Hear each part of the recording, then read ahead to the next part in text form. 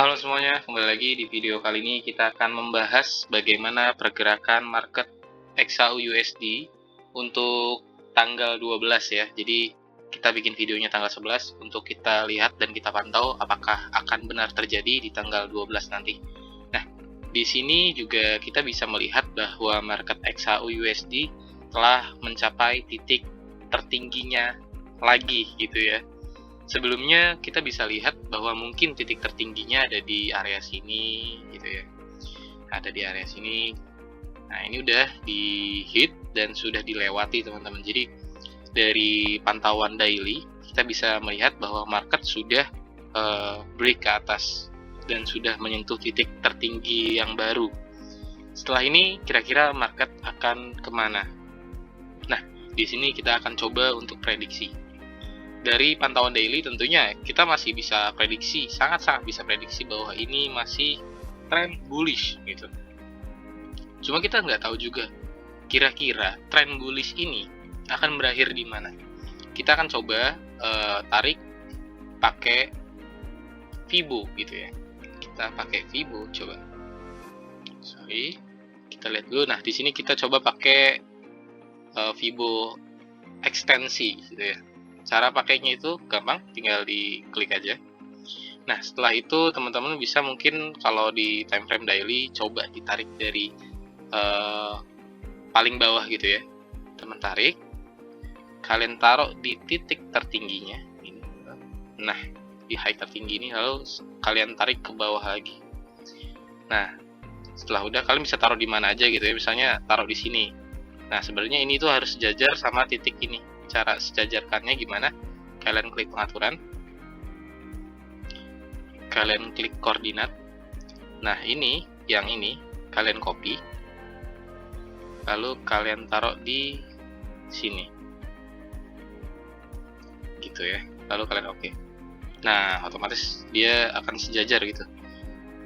Di sini kita bisa lihat bahwa kemungkinan besar market masih bisa naik ke atas gitu. Naik ke atasnya sampai mana? Kalian bisa tandain aja setiap bar-barnya, tahu garis-garis kemungkinan naiknya ya.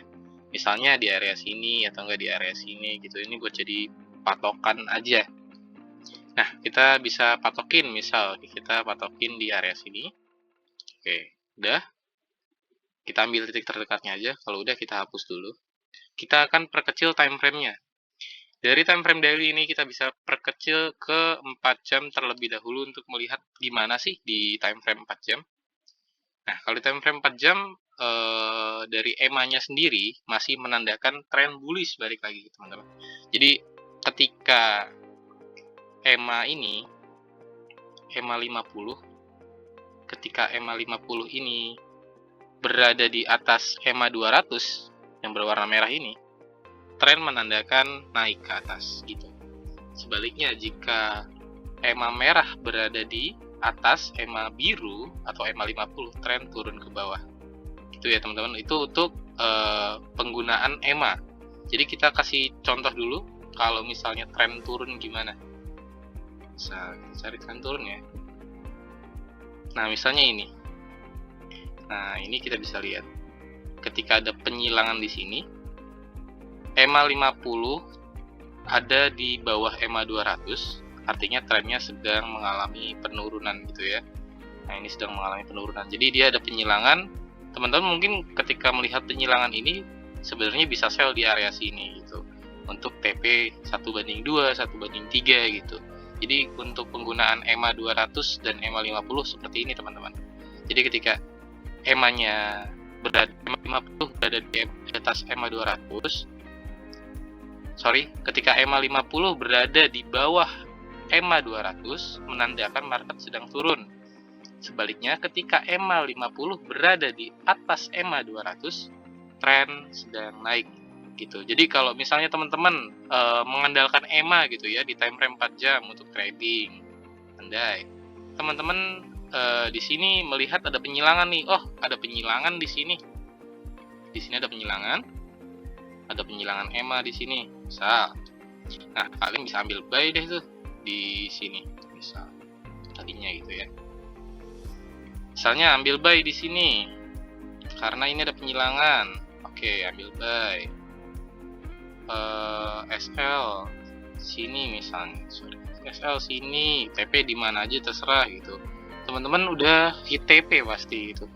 Sebenarnya di sini juga ada pembalikan ketika teman-teman nge-buy di sini, market sedang naik, lalu dia ada pembalikan ke bawah dan nggak ngelewatin titik entry teman-teman gitu. Itu untuk penggunaan EMA secara simple gitu. Kita sambil belajar juga, sekalian kita sambil menganalisa market juga. Jadi kita fleksibel di sini ya. Nah, di time frame 4 jam kita bisa melihat bahwa ini masih tren naik ya. Kalau kita tarik garis trendline juga udah pasti trennya naik, drastis banget malah naiknya. Ini bahaya sih sebenarnya sih. Jadi ketika kita disuguhkan dengan gerakan market yang cenderung naiknya berlebihan, kita nggak tahu nih jadinya titik jatuhnya kapan gitu. Jadi kita bisa turun lagi, sorry kita tadi kelewat di time frame 4 jam ini masih lihat. Di time frame 4 jam nggak kuat turun nih.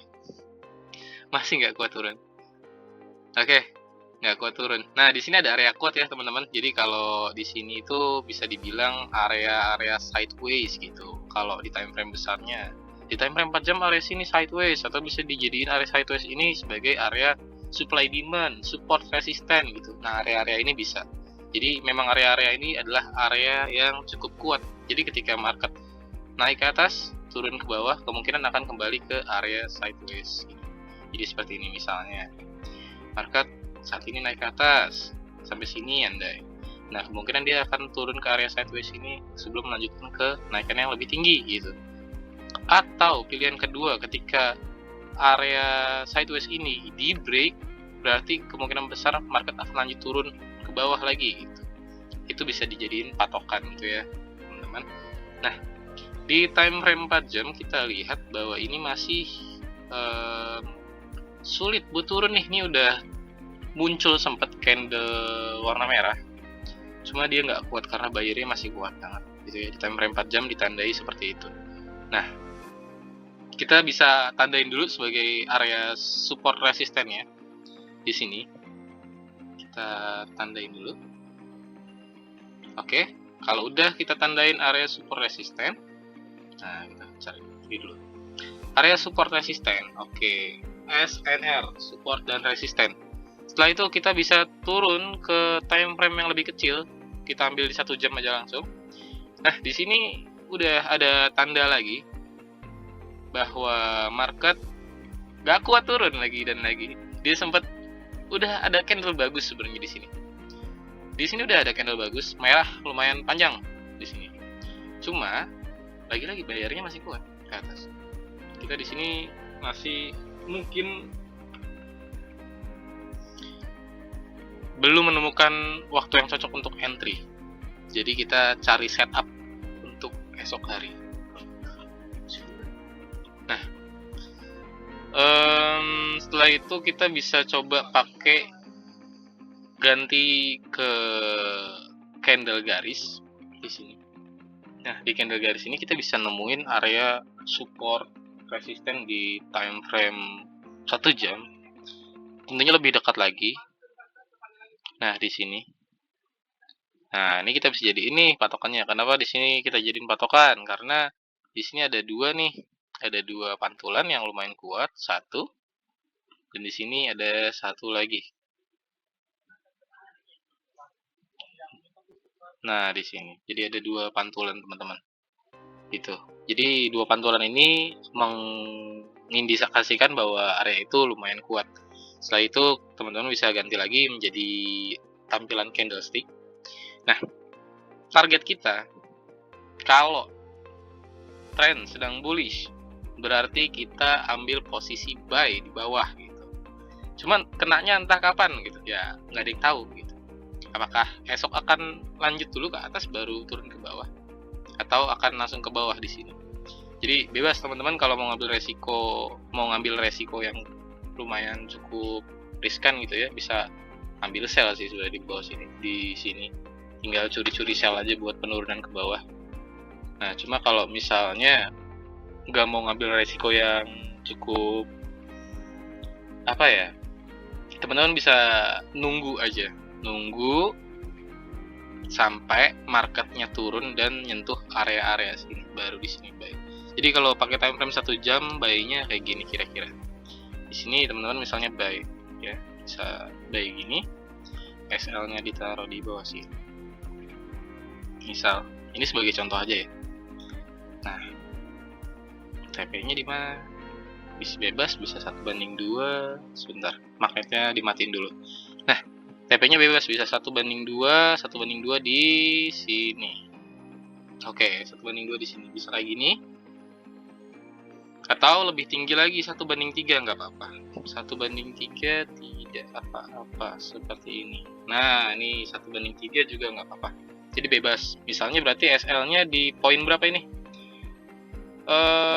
Entry di mana nih? Di 81.600. Kita hitung 82 lah berarti ya. Entry di 82, SL di 71. 82, 71. Ya, kira-kira segitulah. 82 kurang 71, silahkan dihitung. Seperti itu. Jadi, SL ini panjang banget, Bang ya. Ini contoh aja gitu. Kalau mau ngambil setup yang bagus, tentunya teman-teman turunin lagi time frame-nya ke time frame kecil kayak gini. Nah, ini jadi dapat area yang lebih bagus lagi.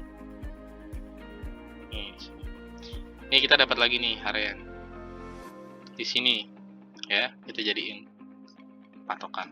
Nah, kenapa di sini, Bang? Kenapa, Bang? Di sini, Bang? Karena di sini kita lihat ada pantulan nih. Satu, dia nggak kuat di sini. Nah, ini dia nggak kuat. Dia nggak kuat lagi di sini. Jadi area di sini belum ditembus. Belum cukup kuat nembus karena buyer yang cukup kuat naik ke atas. Kita tunggu momentum sellernya lebih kencang lagi sih. Cuma buat high tertingginya dia udah mentok di sini kayaknya. Nggak tahu masih mau naik lagi atau enggak. Nah, dia mentok di sini. Nah, kalau misalnya kayak gini, teman-teman mau nyuri nih sekarang nih. Kebetulan sekarang kan jam 1:30 ya, 1:30 malam. Market udah nggak terlalu agresif juga pergerakannya. Mungkin teman-teman kalau mau ngambil, ini buat sekarang aja ya, misalnya. Kita ambil contoh sekarang. Misal teman-teman mau ngambil sell, bisa nggak? Buat nyolong-nyolong, bisa sih. Misal di sini ya kita taruh 1, 2. Oke. Nah kayak gini misalnya.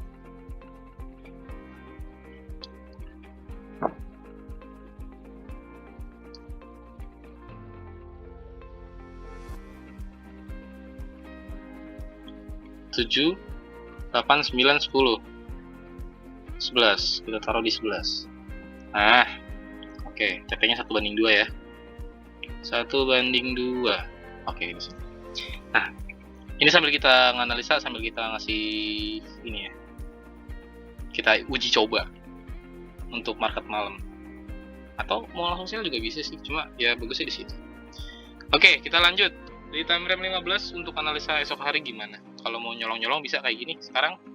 Jadi kalau teman-teman nih yang video ini diupload terus langsung nonton, bisa tuh colong-colong di area situ. Nah, untuk prediksi esok hari kemungkinan kalau teman-teman mau buy di area terdekat bisa juga. Jadi seperti yang tadi saya bilang ya, kayak di area ini, di area ini dia susah ditembus karena ada 21, 2 masih belum kuat buat tembus. Kemungkinan juga candle ini nanti akan turun sampai di sini dulu nih. Pasti di sini akan ada pemantulan lagi. Nah, teman-teman bisa ambil buy ini buat esok hari ya. Ini buat esok hari. Teman-teman bisa ambil buy di sini. Sebentar. Bisa ambil buy di sini. Kita cari mana buy. Oh, ini ada. Nah, teman-teman bisa ambil buy di sini, naikin sedikit biar pasti kenanya.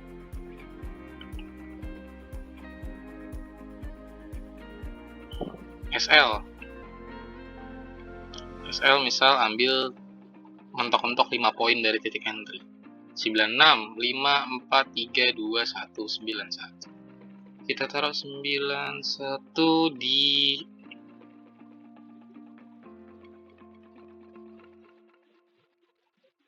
sini. Set, mana? Astaga. Oke, 91 di sini. Nah, oke, kita udah dapat ya. Jadi kalau teman-teman mau ngambil entry terdekat, misal besok pergerakan market belum menembus area sini ya. Misalnya dia kan terbang ke atas sini, lalu besok belum hit area sini. Misalnya besok baru sampai sini gitu. Nah, teman-teman bisa setup untuk ambil buy di sini. Begitu. Cuma ketika besok dia udah ada di bawah sini, di bawah area ini, support resisten ini, udah tembus duluan gitu ya. Nah, teman-teman bisa prepare sell gitu, prepare sell. Prepare sell-nya sampai mana kira-kira? Tentunya udah sampai sell di bawahnya di sini, target TP-nya. Jadi jauh lumayan. Teman-teman bisa fokus buat ambil sell ketika market sudah break area support resisten yang ini. Gitu ya. Jadi kalau area support resisten yang paling dekat ini di break, tentunya dia akan lanjut turun ke bawah. Dan target selanjutnya adalah di sini. Gitu. Jadi misalnya market esok hari ternyata pergerakannya kayak gini. Dia naik, lalu esok hari tiba-tiba udah ada di bawah sini. Nah, teman-teman bisa ambil sell gitu. Jangan ambil buy lagi. Tentunya setup yang ini udah kita hapus. Kalau misalnya besok market udah turun duluan di bawah area support resisten yang itu. Teman-teman bisa ambil sell di sini. SL-nya silahkan diatur sendiri mau berapa poin. Kita ambil contoh di 86 ke 900 berarti sekitar 4 poin gitu ya. Misal target SL di sini target TP-nya 1/2 gitu. 1/2 di sini. Nah, misalnya gitu ya. Nah, misalnya gini. Targetnya kayak gini. Nah, jadi ketika marketnya udah turun nanti dia akan lanjut mungkin mantul ngehit area entry baru lanjut turun ke bawah buat nyamperin area support resisten yang ini gitu teman-teman. Nah, buat nyamperin area support resisten yang ini kayak gitu. Nah, gitu kira-kira untuk pantauan pergerakan market pada tanggal 11 ini. Untuk kita prediksi di tanggal 12 apakah benar akan terjadi atau tidak gitu ya. Jadi sebenarnya dalam trading itu adalah kewaspadaan, tentunya sabar sudah pasti. Jadi kalau misalnya nggak ada momentum, diusahakan dengan baik jangan ambil posisi gitu. Kayak yang ini contohnya nih, yang ini teman-teman, yang tadi kita kasih contoh di time frame 5 menit. Sebenarnya ini kalau bisa nggak usah ngambil, ini adalah contoh buat nyuri-nyuri gitu. Nah, ini aja belum kena hit nih dia. Nanti mungkin kalau udah kena hit bakal gue update di pengumuman YouTube gitu ya. Seperti hal-hal yang udah ketika gue naruh sinyal, naruh pantauan dan terkena hit pasti gue update di situ. Kena TP berapa, poin berapa, tips berapa gitu. Gue selalu share di pengumuman YouTube. Jadi teman-teman bisa stay tune juga buat nantiin apakah yang ini sinyal yang gue kasih, sinyal dadakan ini apakah akan hit TP, berapa poinnya. Jadi bisa dilihat juga nanti karena bakal gue share. Ini adalah sinyal dadakan yang barusan gue buat. Jadi kalau misalnya paling baik dan paling benar adalah tunggu momentum yang jelas dari market. Ketika market udah bikin momentum bagus, teman-teman bisa ambil entry. Seperti yang tadi gue bilang, kalau besok pagi market masih berada di atas area support resisten ini, teman-teman bisa setup buy di sini. Cuma kalau ternyata dia udah tembus, teman-teman bisa prepare sell buat ambil sell di area sini. Targetnya sampai mana? Di area support resisten kita di bawahnya. Jadi fungsinya itu juga kenapa kita perlu mencari area support resisten gitu teman-teman. Kira-kira itu aja video kali ini. Kita akan kembali lagi di video selanjutnya, pantauan-pantauan selanjutnya. Terima kasih banyak, jangan lupa di like. Yuk.